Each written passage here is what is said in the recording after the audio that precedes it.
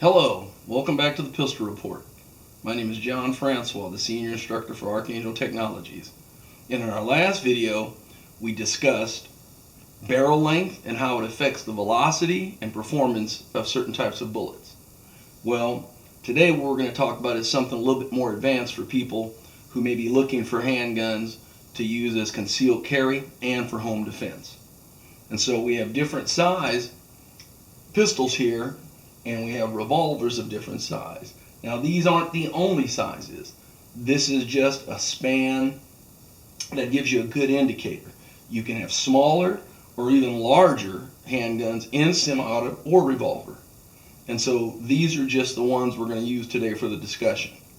So when thinking about just getting in to shooting sports or getting into self-defense, one of the things you might want to ask yourself is, do I need something immediately for self-defense? Or can I get something that's a little bit more complicated and learn it and then be able to incorporate it for self-defense?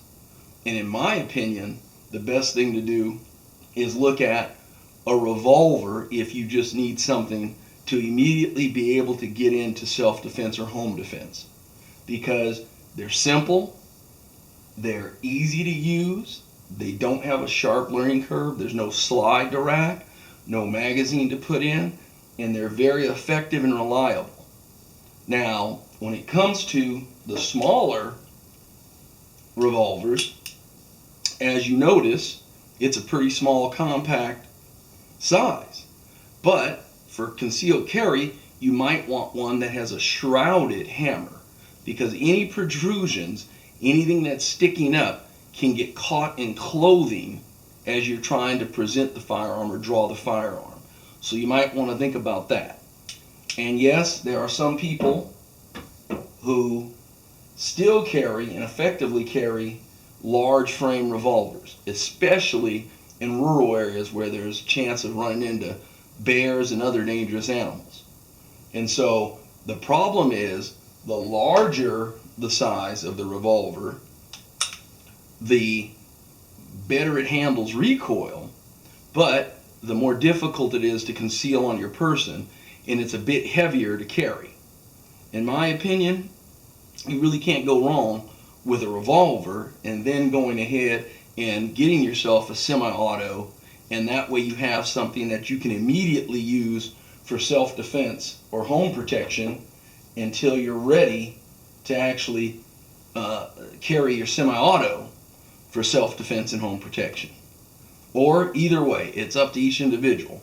So let's look at the smaller size, compact type of semi-automatic. And with this, what you have is a very small package that is very easy to conceal. And the great thing about striker fire pistols is that there's no hammer and very few protrusions. And so this particular type of pistol, a striker fire, is very capable, and this is in 9mm. That means the less chance of it getting caught on any clothes, or even if you have a pocket holster to put it in a pocket.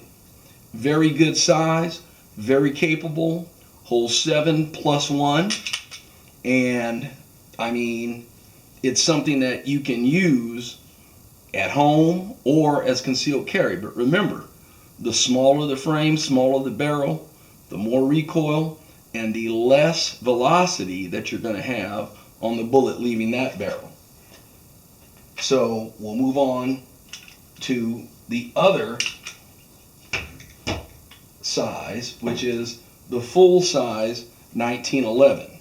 Now with the full size 1911, the thing is, that's a lot of metal, it's a long barrel, and yes, I've carried one of these for years, concealed, and it works. But once again, you have some protrusions, you have a hammer that can get caught, and some people are uncomfortable because the 1911s are meant to be carried with the hammer back. As we recall from some of our other lessons, this is a single action only semi-automatic pistol.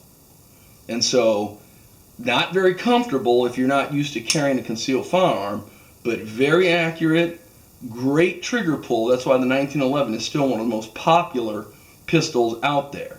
Very accurate because of the trigger pull can be adjusted to whatever you like. It can be to the point where it's light enough where you don't get much movement in the barrel. And we'll get into that when we get into actually putting rounds on target. But for most people, this is a good home defense firearm, but not that really good for concealed carry. And then we move on to the mid-size 1911. And just like the striker fire, there's mid-size striker fire weapons. Glock has the Glock 19, which is one of the most popular semi-autos out there right now, 9mm.